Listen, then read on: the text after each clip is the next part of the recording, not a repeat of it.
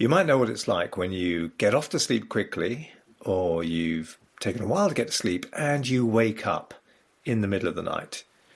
And you either find it hard to get back to sleep, or if you do get back to sleep, you wake up again. Hi, I'm Mark Tyrrell of Uncommon Knowledge, and I just want to give you a few strategies from my online article on how to overcome the curse of nighttime waking, soothing ways to help your clients get back to sleep or stay asleep in the first place. Now, a client of mine I call George told me recently that getting to sleep wasn't a problem. It was waking up during the night that was driving him insane. Now, there are many strategies to overcome delayed sleep onset, otherwise known as insomnia, and I've written a lot of articles on that, so you can go check those out at your leisure. But here I want to specifically address nighttime waking and some of the psychological and physiological factors that might have been causing that for your clients. Nighttime waking can happen once, twice, or multiple times in a night. And it's important to remember that most of us do that sometimes. It can be a natural part of the sleep cycle and nothing particularly to worry about. It's quite natural for many people to sometimes wake up in the middle of the night. Nothing wrong with that. But for some people, it's a real problem and it becomes habitual so that they never really get into the relaxing part of sleep, wake up exhausted, feel compromised during the day, and then start to worry about sleep. And of course, worry is a stimulant that can wake us up in the middle of the night. So here I want to properly define the problem, look at possible causes, and offer you strategies to help your clients back to uninterrupted sleep. Nighttime waking refers to waking up during the night, typically several hours after falling asleep. George, my client, would typically awaken at 3 a.m. after dozing off around 11 p.m. He'd maybe slip back into sleep at 4, but then awaken at 5 and struggle to get back to proper sleep after that. Now, of course, sleep plays a critical role in maintaining physical and mental health. Fractured sleep can cause irritability, depression, immunity issues, cause lethargy during the day, loss of ability to concentrate, and also anxiety because cortisol kicks in as a stimulant to override the tiredness from lack of sleep. So the repercussions of repeated awakenings during the night consistently over time can cause your client real problems. Now, when George started sleeping through again, he said that the results were transformative for him and his wife. He said he'd been driving his wife mad. He felt energized in the mornings again, able to focus throughout the whole day. Physically, he was getting less colds and his immunity seemed to be stronger. And he was just all round happier. So you on good sleep is a totally different you on poor sleep. And we can really see a transformative effect on our clients when we help them back to proper sleep again. Now, often nighttime awakening resolves itself. But if it doesn't, then it's important to look at the causes. So what are the most common causes of nighttime awakening? So cause 1, health conditions and illnesses. Various health issues can interfere with sleep, causing us to wake during the night. Conditions such as sleep apnea, which can be a symptom of overweight, acid reflux, asthma, and chronic pain can lead to frequent awakenings. So it's a great idea to check out your client's general physical background, their physical state of health. Sleep apnea, for instance, involves intermittent pauses in breathing, which can jolt a person awake as they struggle to catch their breath. If during the night you can't breathe properly, then of course nature wants you awake to deal with the threat. So apnea may be a very common cause for interrupted sleep. And in that case, we need to help the client find ways to deal with the apnea better. Likewise, a chronic lack of exercise, both mental and physical, can mean that when we go to bed, we haven't used up our allotted amount of energy for the day. Is your client getting outside in the morning, moving around, working their body? Are they reading before they sleep, using the mind not just to worry, but to actually think about other things wider and bigger than themselves? Are they socializing? It seems to be that socializing, enjoying being with other people, has the effect of helping us enter slow wave sleep later on in the night. So you really need to check out, what is your client doing during the day? Are they exercising enough? It's so important for deep sleep and continual sleep. So we need to look at broadly our clients' state of physical and mental health. Are they taking medication? Does that medication's side effects include disturbed sleep or insomnia? We need to find these things out. If your client finds themselves frequently needing to urinate overnight, Rob Wolf's tip on taking a quarter teaspoon of salt with a tiny amount of water to help the body hold onto liquid and reduce the need to urinate may be very useful, though you may want to run this by your doctor or their doctor, especially if they have health conditions at play or if the diet is already high in sodium. But that can be a way of reducing the need to urinate at night. So my client George particularly found that tip useful. And also he began to cut down on certain medications, to exercise more during the day, and bit by bit to reclaim his need to sleep more at night. Also, as he lost weight because he was exercising more and looking after his diet more, he began to breathe more naturally at night.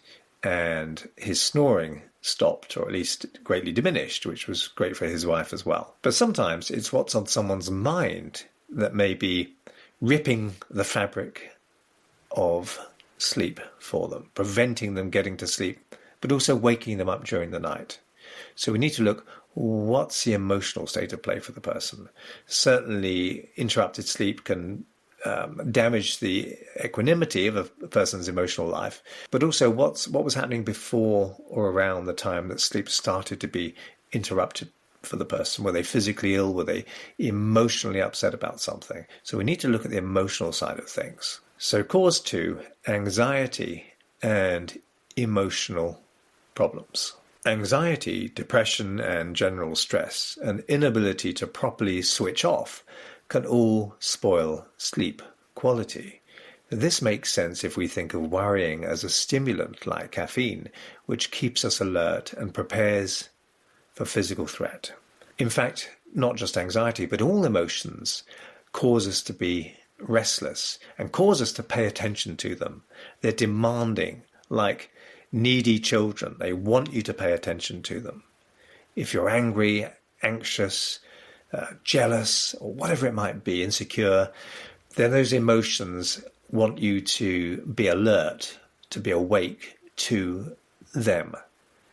And when you learn to pay less attention to them, then you start to not only have more control in life generally, but to be able to switch off and sleep deeply. So we can think of emotions as pests, or to be kinder to emotions, signals that are demanding something from us, keeping us alert, keeping us awake. What needs unmet are behind the signals that the emotion is trying to alert you to. So we can look at our life, our own lives, but we can look at the lives of our clients. What unmet needs have they got going on? Are they lonely? Are they insecure? Are they angry? What is their emotional state, and how can we help them better deal with those emotionals? So, if you've ever gone to bed angry, you can know what a stimulant that is. It's like an injection of caffeine right into your arm. Anger is anathema to sleep. But it's not just anger, it's any emotion. It could be fear, anxiety, it could be anxiety about sleep. That is a stimulant. So unless we help the client learn to control their emotional state, around bedtime at least, then it's as if they're continuing to have lots and lots of caffeine shots. Emotions want us to move, motion. They want us to move. Anger wants us to move, to be energized toward what we're angry about. Anxiety wants us to move away from what we're anxious of. Emotions always want people to move. So stilling the emotions, calming everything down, is paramount. It's the equivalent of a surface of water being whipped up by the elements or being very calm and reflective. In a way, we could almost use the analogy of the surface of water dreaming when it reflects reality. The realities it reflects aren't really in the water, but they seem to be. And it's the same with the human mind. When we're calm, we reflect reality mindfully rather than whipping things up in our imagination. So it's very important to help your client relax emotionally, to experience calm more during the day. Social media in particular is designed to keep us emotionally focused, which is why it's a great idea to get off our screens an hour or two before bedtime. It's as if our emotions need to settle down to sleep. Depression can also cause nighttime awakening for your clients. When people are depressed, they ruminate negatively a lot more during the day, and it seems to be that those ruminations turn into dreams at night as the emotional mind tries to flush out the unresolved emotional arousal from the day before. Now, it's not just being asleep that's important, it's the composition, the quality of sleep that's vital. So someone who's very relaxed but awake can be more rested later on than someone who's been asleep but in a very restless, emotionally worried sleep, if that makes sense. So it's the composition of sleep, not just being awake or being asleep that counts. REM sleep happens more to people who worry more during the day, as they need to dream out more of these emotional arousals. Therefore, they get less slow wave sleep. REM sleep is called paradoxical sleep because it's similar in many ways to being awake. Your brainwave patterns are very similar to how you are when you're awake. When you're dreaming, your blood pressure is as high as it is when you're awake. Your immunity is sometimes compromised. You can have cortisol in the dream and stress.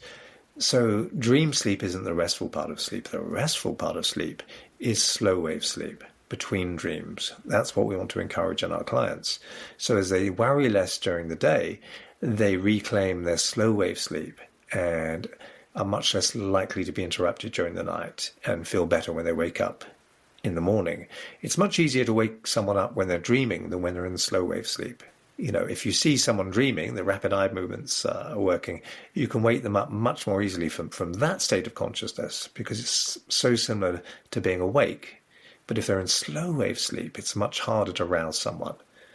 So more slow wave sleep equals less interrupted sleep. So that's an important thing to understand and also to explain to your clients as well. Now, early morning awakening might be a sign that the body's trying to cut into the depression, trying to minimize the depression by having the person dream less. A lot of our dreaming is done in the early hours of the morning. So waking up during the early hours of the morning would break into the dream time. Overdreaming is exhausting. And depressed people often wake up exhausted even when they've been asleep. So it might be nature's way of trying to lift the depression, but then the depressed person may simply use or misuse that time of early morning awakening to just do more negative rumination, and therefore building up the dream load for the next night, and so on. So cutting down on rumination is very, very important, even if it's getting out of bed and exercising or doing something different. So what do we do about this? Well, first off, we need to know what are the biggest worries of the client. What's on their mind? It's important when doing therapy with any client. What do you spend most of your time imagining or thinking about or worrying about? If we think of worry as a misuse of the imagination, imagination is a wonderful tool, but when we misuse it, we frighten ourselves, we scare ourselves and so forth. What are they using their imagination for? Are they misusing their imagination to create some scary future scenarios in their mind that cause them anxiety? Are they misusing their imagination to reflect repeatedly on an unchangeable past? What are they doing in their head? And once we help them manage what they're doing in their head, start to use their imagination perhaps more constructively again, instead of misusing it to frighten themselves or depress themselves, then you'll find that their sleep quality naturally starts to improve. Secondly, we need to check their unmet emotional needs. What's going on in their life? Do they have enough contact with other people? Is their life meaningful to them? Do they feel part of a bigger group or community? Are they stimulated enough during the day? Is life interesting enough for them? What's their level of self-esteem like? Do they feel safe and secure, not insecure? Going through the emotional needs checklist can be very important.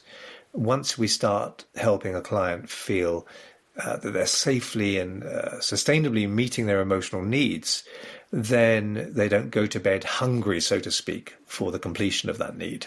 So emotional needs are vitally important. Likewise, when treating disturbed sleep, it's important to deal with any unresolved trauma the person might have.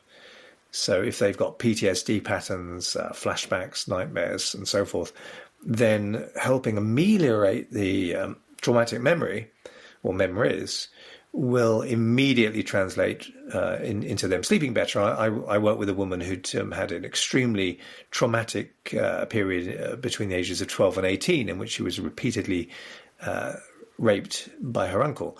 And when she first came to see me, because he used to wake her up in the night, then throughout the night, at different times in the night, to do what he did to her, then she was finding that even 30 years later, she was waking up every hour on the hour. She could never get into deep sleep because her emotional mind was looking for threat all the time, at night time specifically.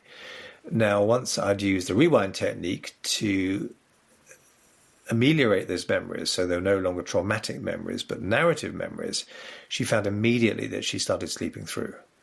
So the traumatized brain can be looking for threat even at night, especially if the trauma happened at night or the person was awakened from sleep by the traumatic incident. So that's can be an important consideration for some clients whose disrupted sleep might have to do with trauma. And we can teach mindfulness and self-hypnosis to our clients simply to calm the central nervous system down during the day. If someone's generally on high alert, then we can use specific techniques to resolve trauma, but we can also have them, as a practice, maybe once or twice a day, relax very, very profoundly so that their vagus nerve, their central immune system, or nervous system, I should say, will be in the right state more often. It will be set at a lower level so they're more generally relaxed. And that's a very important thing to do. So we can also be looking at caffeine intake, nicotine intake, and nicotine's a stimulant, of course, and worrying, which is a big stimulant. We need the person more generally relaxed in order for that to be echoed or mirrored at nighttime when they're asleep. So number 4, just to reiterate, caffeine intake, alcohol intake. Are they getting enough exercise, which is a stress to start with, but then afterwards it's a relaxant. What are they doing physically? What's their lifestyle like, of course? Although alcohol can initially get people off to sleep, and does so quite effectively, even when they're out socially sometimes, it's an interruptant. Is that a real word? It interrupts your sleep later on. So it can get you off to sleep, but the quality of sleep is damaged by the alcohol, and that can tear into the fabric of sleep. And people who've drunk too much can then find that they're waking up throughout the night. So that's an important thing to, how much is your client drinking? So all this needs to be checked out, and you might need to include behavioral interventions to help the patterns of what's going on in your client's life change so that they can get back to solid, decent, recuperative sleep again. Older adults may experience reduced melatonin production, causing them less sleep at night or interrupted sleep. You might have to look at environmental factors as well. Hopefully there's something that you could ameliorate there if environmental factors are a consideration, like noise from neighbours or traffic, or within the home of the person, temperature. Is it too hot? We need a certain coolness to go to sleep. And also light exposure as well. I know some people like a light to be on when they go to sleep.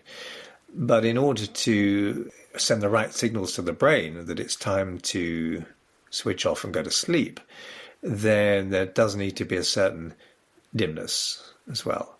And of course, we also need to ensure that they're meeting their sleep hygiene needs before and after sleep, that they're winding down, that they're avoiding things that are stimulating, and that they're not going to bed upset or angry or anything like that. So generally looking at their sleep hygiene is very important. Impaired sleep is horrendous for our clients, and we need to appreciate that. After all, sleep interruption is a recognized form of torture, both physical and mental.